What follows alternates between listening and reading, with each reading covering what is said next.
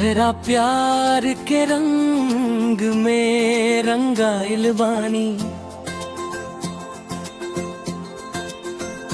दिलवा तोहरे नाम लिखाइल बानी।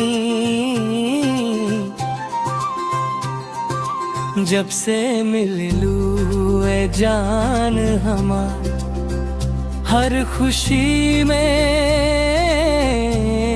मुस्काइल बानी।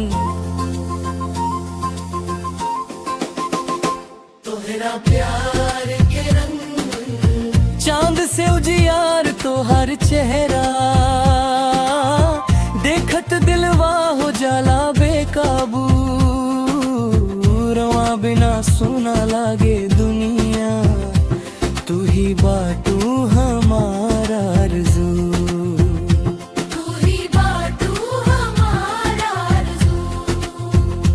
तोहरा प्यार के रंग रंग में रंगाइल बानी,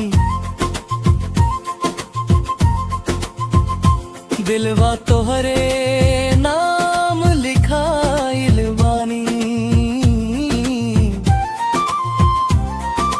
जब से मिललू ए जान हमार, हर खुशी में मुस्काइल बानी। तोहरा प्यार के रंग,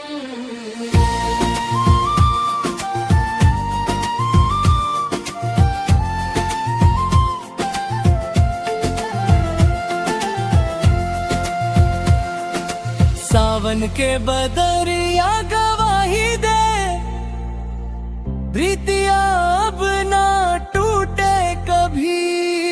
हथवा